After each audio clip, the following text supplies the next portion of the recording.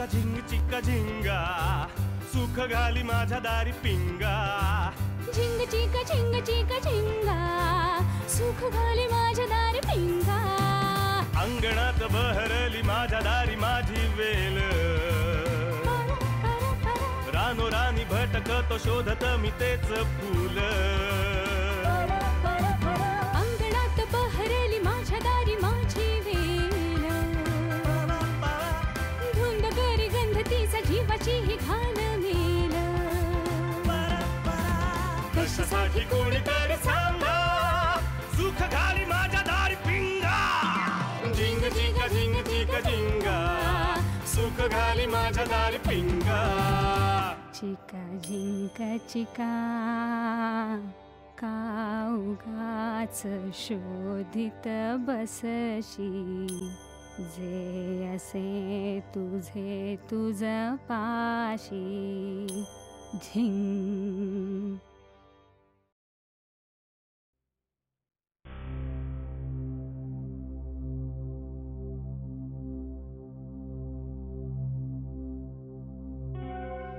मी पप्पांना फोन करायला नको होता आता उगाचच त्यांना टेन्शन आलंय तरी मी तुला सांगत होते माझं बोलणं झालंय त्यांच्याशी तरी सुद्धा तू मी काय करू मला काही सुचत नव्हतं तू बघतेस ना आता कुठे गेली ही अरे येईल ती एवढं पॅनिक व्हायचं काही कारण नाहीये अगं ऑफिसचं काहीतरी काम असेल ऑफिसच्या कामासाठी कुठेतरी बाहेर गेली असेल वाटेत कोणतरी भेटलं असेल गप्पा रंगात आल्या असतील आपल्याला उशीर होतो याचं भान सुद्धा नसेल तिला पण ती येईल बाबा असं नाही होत असं ती मला सांगितल्याशिवाय नाही असं करत कधी ती काही झालं ना तरी मला एक फोन करते मला पहिला फोन मला करते घनश्याम मी इकडे आहे घनश्याम मी तिकडे आहे घनश्याम मी इथनं निघाले घनश्याम मी लवकर येणार आहे घनश्याम मला उशीर होतोय घनश्याम अमुक घनश्याम तमुक मला माहिती आहे ना मला कळलं अशी ती नाही असं वागत आणि ती आज I just hope she is all right मी आलो नाक्यावर बघून अरे वेबा आई गना ती येईल ती देव राधा येईल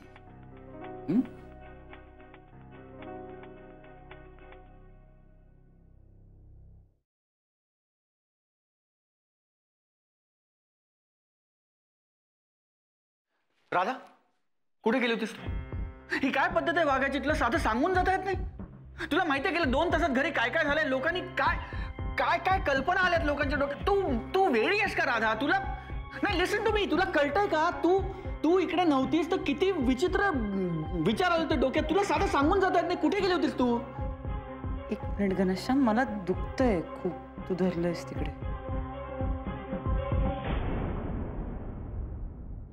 आय सॉरी ते पण मी बोलतोय त्याबद्दल आय एम नॉट सॉरी तुला माहितीये का गेल्या 2 तासात आमच्या डोक्यात किती विचित्र कल्पना आल्या होत्या किती भीती वाटते राधा तुला एक फोन एक SMS करता येत नाही सांगून जाता येत नाही तू कुठे गेली कुठे होतीस तू मी कामासाठी गेले होते नाशिकला घनमाऊली या त्यांची काही चूक नाहीये यांनी मला तुम्हाला निरोप द्यायला सांगितलं होतं हो की नाही राधामाऊली पण मी सांगायचं विसरून गेलो तुम्हाला क्षमा करा मला आणि तुम्हीच नेहमी सांगता की नाही बाहेर माणूस गेल्यानंतर त्याला कामं असतात मग कामाच्या भरात त्याच्या लक्षात राहत नाही आणि लगेच काही त्याचं बरं वाईट होत नाही काही कामं असतात ना ती आता आठवा बरं तुम्ही सुद्धा हैदराबादला गेला होता तेव्हा कुठे कळवलं होतं त्यांना माऊली माझ्या चुका काढण्यापेक्षा तू हा निरोप का दिला नाहीस याचा विचार केलास तर जास्त बरं होईल पुन्हा असं करू नकोस पुन्हा मला प्लीज तुला बोलायची वेळ आणू नकोस माऊली दिस इज नॉट डन आणि हे ते आय एम सॉरी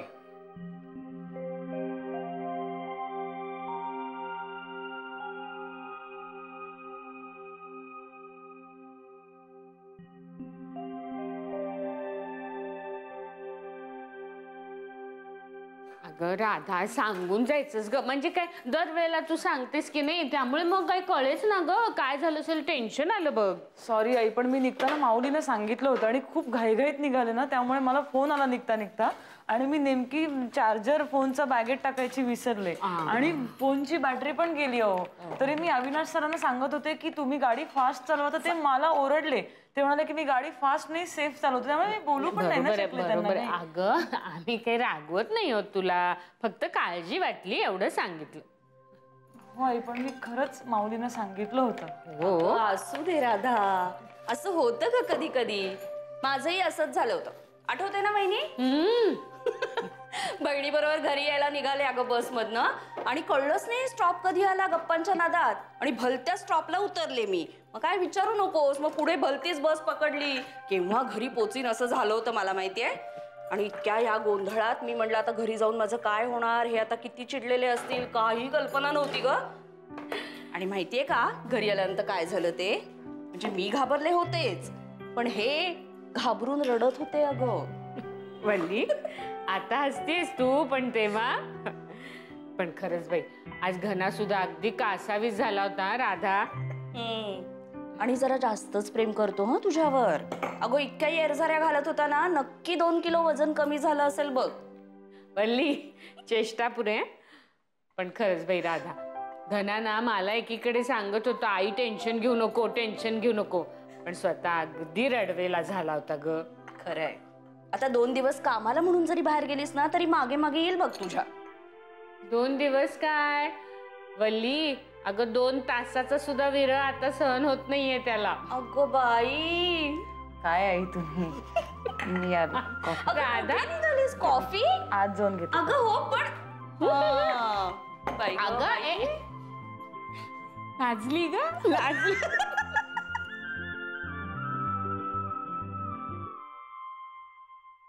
घ्या माई माऊली, थोडं पाणी घ्या. घ्या हळू.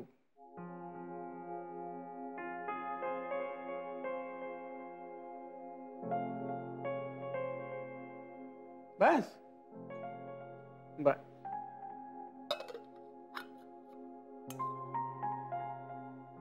थांबा.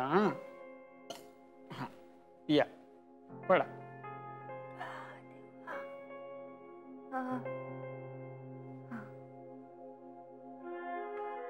माऊली, हो श्यामरावाच्या जीवाला का गोर लावलास रे?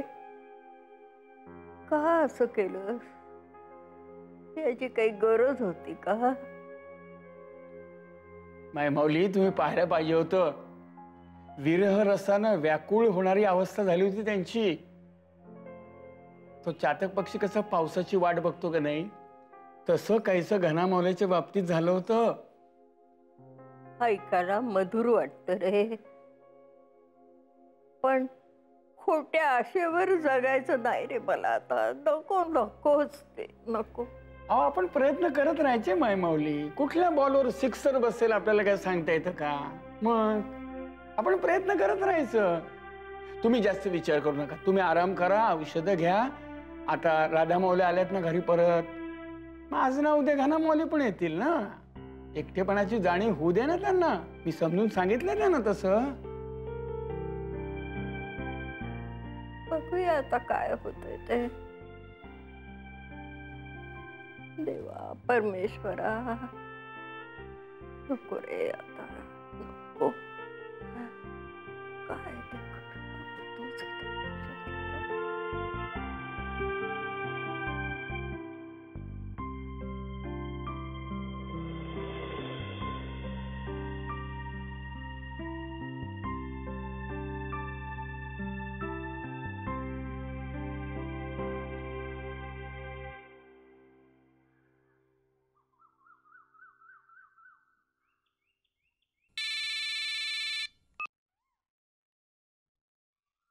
हॅलो हॅलो अंगद, या स्पीकिंग. मी उल्का बोलतेय. उल्का, व्हॉट अ प्लेझंट सरप्राईज. पण माझा नंबर कसा काय मिळाला तुला? मिळवला. मला तुझ्याशी जरा महत्त्वाचं बोलायचं आहे. हो हो, ॲक्च्युली माझं पण काम होतं. म्हणजे ते तू म्हणाली होतीस ना स्टुडिओ 3 आर्ट गॅलरीतलं एक्झिबिशन. ओ हो, बघितलं ना, खूप छान आहे. How come you know about it? म्हणजे ते माझ्या फील्डशी रिलेटेड आहे म्हणून ठीक आहे, पण तुझं कसं काय? म्हणजे पण छान आहे, छान आहे. एक्सेलंट जॉब, एक्सेलंट. वाव, म्हणजे बघायलाच पाहिजे आता. You should. बघू आता या बिझी शेड्यूल मधून कशी फुरसत मिळते काय. फुरसत काढावी लागते. हो, पण म्हणजे ऍक्च्युली एकट्याला जायला तसं बोर होतं ना. मी तर एकटीच फिरते सगळीकडे. I love it. अंगद, माझं ना तुझ्याकडे महत्त्वाचं काम आहे, मला बोलायचं आहे तुझ्याशी. मी आज तुझ्या ऑफिसच्या साईडला येणार आहे, तेव्हा मला भेटू शकशील का तू? हो येस ऑफकोर्स, काहीच प्रॉब्लेम नाही. पण ऑफिसलाच ये ना डायरेक्ट. नाही, मी ऑफिसमध्ये नको, घना असेल. नाही नाही, म्हणजे ऑफिसमध्ये नकोच असं म्हणते मी. बाहेर कुठेतरी कॉफी शॉप असेल तर तिथे भेटूया ना आपण. हो या, अरे कॉफी शॉप्स तर भरपूरच आहेत, काही प्रॉब्लेम नाही, कुठेही बसू आपण. माझं लेक्चर संपलं ना की मी तुला कॉल करते. थोडं सिरियस विषयावर बोलायचं आहे. Okay okay, bye, see you. Yeah, see you, bye, thanks.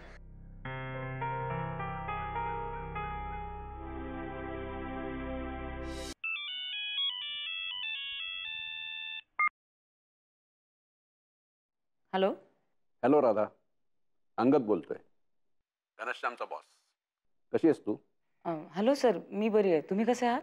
Radha, आता लवकरच घनश्यामनी अमेरिकेला जायचं का नाही याचा निर्णय होणार आहे.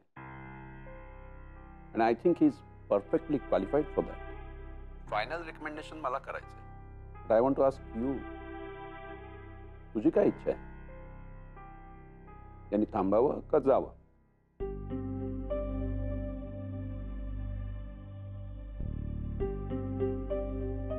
थँक्यू सर तुम्ही मला विचारल्याबद्दल.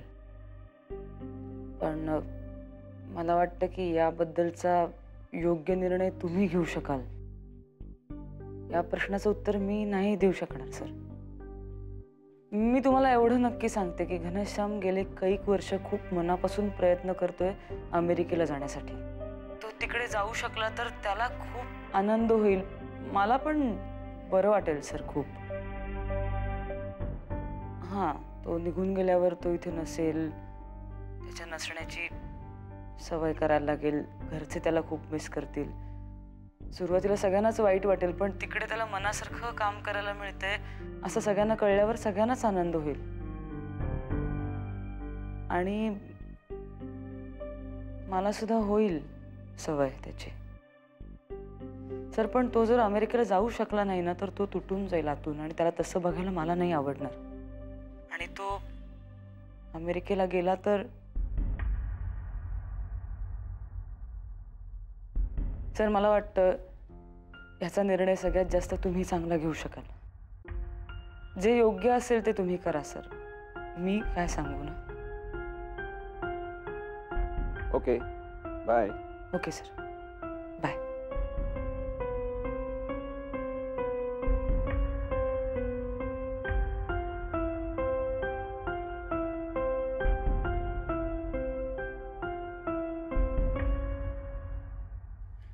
डिश झाला, क्लासेस झाले, केकची ऑर्डर दिली. ए वल्ली, बुकेचं काय ग? अगं तू सांगणार होतीस ना. अय्यो सॉरी मी विसरले. नाही, मी सांगितलंय आणि निशिगंध आणि डेलियाचा बुके सांगितलाय ग. राधाला आपल्या गुलाबाची अलर्जी आहे ना. हो ग. ओके, बरं लक्षात आलं. चला, ठरवल्याप्रमाणे सगळं होतंय. आपण काही सुद्धा केलेलं नाहीये. मग काय, मला तर वाटलं होतं आपण किती काय काय मजा मजा करू ग. असे मोरपिशी साड्यांचे पडदे सोडू, अत्तराचा मंद फवारा उडू, असं ना समया उजळवू, मेणबत्त्या लावू, त्या मंद दिव्यांच्या प्रकाशात आणि अत्तराच्या अशा मादक सुगंधात असं त्या दोन जीवांना गलबलून येईल. प्रेमी जीव. कसं बोलते ग ही? काय मी आता काही बोलली का? मी नाही ऐकलं. लक्षच देऊ नको, म्हणजे ऐकायलाच नाही येणार. मी खरंच सांगते. थांब ग बाई, इथे इतकं कामं पडलेत इतकी. आईस्क्रीमचे ऑर्डर ह्यांना द्यायला सांगितली. ह्यांना ना असं कुणाला काय फ्लेवर्स आवडतात ना ते असे लक्षात असतात. आणि माझं तो फेवरेट चॉकलेट विथ व्हॅनिला. आजचा काय मेनू आहे आपला? हा सॉरी पाणीपुरी तर ठरलीच आहे आपली. आणि पाणीपुरी बरोबर स्पेशल डिश बाई सुप्रिया काळे, पालक ढोकळा. ती चिंचेची चटणी करून ठेवलीस ना तू? अगदी बेस्ट झालं. तुला पाणीपुरीचा बेत सुचला. खरंच पटकन होण्यासारखं आहे का? दादाला आवडते ना पाणीपुरी. आणि तुला माहितीये का, आपल्या शेजारचा पिंटू, हा त्याच्या घरी पण असाच मस्त पाणीपुरीचा बेत ठरला होता. आणि तो मूर्ख पिंटू गेला आणि पाणीपुरीच्या पुऱ्यावरच बसला. अगं एवढी कामं पडली आहेत, कुठे ते आता बिघडलेलं सगळं सांगत बसतेस आम्हाला. जा जा जा, सांग ना तिला गॅस बंद कर म्हणून. आता बंद कर गो गॅस. बेत कधीच बिघडू शकत नाही. वेद कधीच बिघडू शकत नाही जो रंगवलाय त्या चित्रकाराने, जो भरतोय आकाशाच्या कॅनव्हास मध्ये रंग आणि माणसांच्या पोर्ट्रेट्स मध्ये विश्वास, त्यांच्या डोळ्यांमध्ये स्वप्न. वेद कधीच बिघडू शकत नाही जे रंगवलंय त्या चित्रकाराने. कुहू, कोण ग चित्रकार हा? इकडे समोरच्या गल्लीत राहतो ना तू, आणि तिला एक एक प्रश्न विचार बावळटासारखे. कोण चित्रकार, कुठला चित्रकार. मी परत सुरू करेल ती सगळं.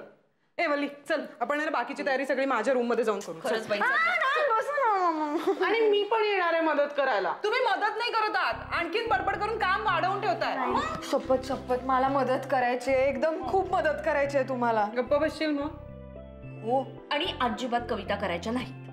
बरं ठीक आहे, मी प्रॉमिस करते, शपथेवर सांगते, मी अजिबात माझं तोंड उघडणार नाही. कितीही विचारांचा उद्वेग झाला ना मनात, तरी भावनांना होऊ नाही देणार अनावर. आता यमक होतं का यार? नव्हतं म्हणजे शोन्या, काही यमक बिमक नव्हतं. पण हे बघ, हे ना बाळा असं ना सतत सतत नको बोलू. आपण आहे ना घना दादा आणि तुझी लाडकी वैनुडी तिच्यासाठी करतोय की नाही सगळं. वैनुडीकरचं काम पटपट झालं पाहिजे, पटकन पटकन पटकन झालं पाहिजे. आणि मला बघायची पहिली अॅनिव्हर्सरी कशी असते. बाई कसं समजायचं हिला. गप्प आहे ना, 2 मिनिटं गप्प उभी राहून पटकन. डेकोरेशनचं काय काय केलंय? देवानांच ऋषीनांच गुरुकांचन सन्निधम बुद्धिभूतम त्रिलोकेशम तम नमामि बृहस्पतिं. देवानांच ऋषीनांच गुरुकांचन सन्निधम बुद्धिभूतम त्रिलोकेशम तम नमामि बृहस्पतिं. देवानांच ऋषीनांच गुरुकांचन सन्निधम बुद्धिभूतम त्रिलोकेशम. शतपावली करताय? हो. हे राधा, बघता बघता तुमच्या लग्नाला 1 वर्ष पूर्ण होत आलं की ग. हो ना.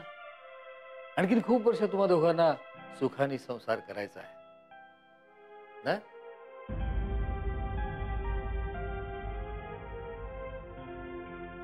राधा,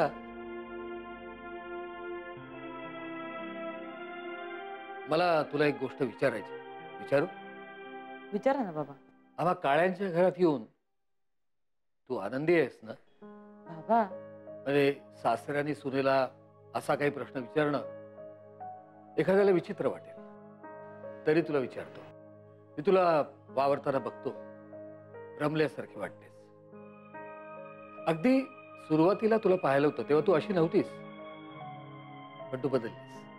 बदलावंच लागलं, खूप ऍडजस्टमेंट करावं लागल्या. महेशरावांच्या घरी तू अशी नव्हतीस, एकटी होतीस.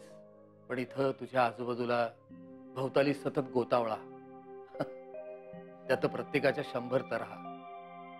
त्या पूर्ण करणं तर सोडा, समजून घेणं सुद्धा अवघड. पण तू समजून घ्यायचा प्रयत्न केलास. लग्नानंतर ना मुलं या असल्या प्रकारातून सुटतात, पण मुली अडकतात. सून म्हणून त्यांच्याकडे पाहायला जातं आणि अपेक्षा भरमसाठ वाढतात.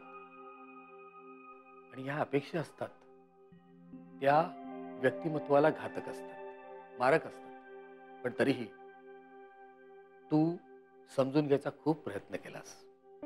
बाबा, तुम्हाला अगदी खरं सांगू का, मी ना वेगळं असं काहीच केलं नाही. खरं तर मी जशी आहे ना तसं तुम्ही सगळ्यांनी मला स्वीकारलं. इकडे आले तेव्हा कशी होते मी बाबा?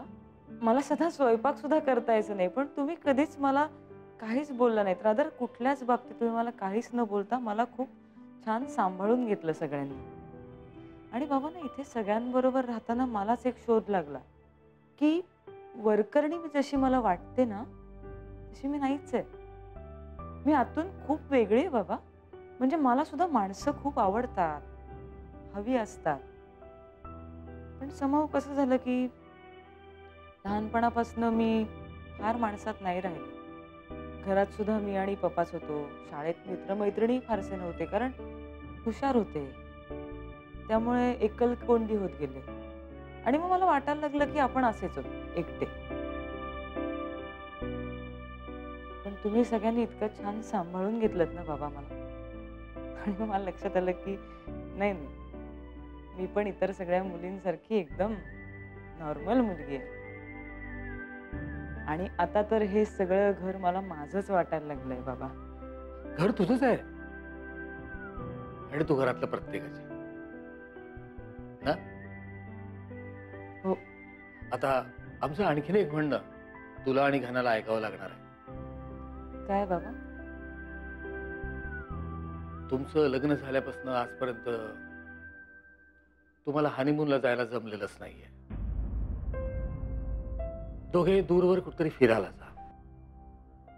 तुम्हाला हवा असलेला एकांत आणि निवांत वेळ इथं मिळणं अवघड आहे.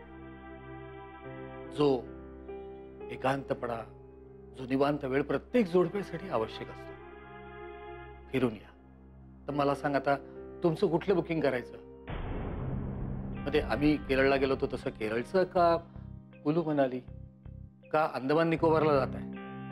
तू सांग. आणि कधीचं करायचं? बाबा मी सांगते तुम्हाला, फक्त उद्यापर्यंत थांबा. उद्या बऱ्याच गोष्टी ठरायच्या आहेत. मग सांगेन ना मी तुम्हाला. आता असं आणखीन काय ठरायचंय बेटा? नाही बाबा, तुम्ही टेन्शन घेऊ नका. मी बोलते घनश्यामशी आणि मग सांगते तुम्हाला.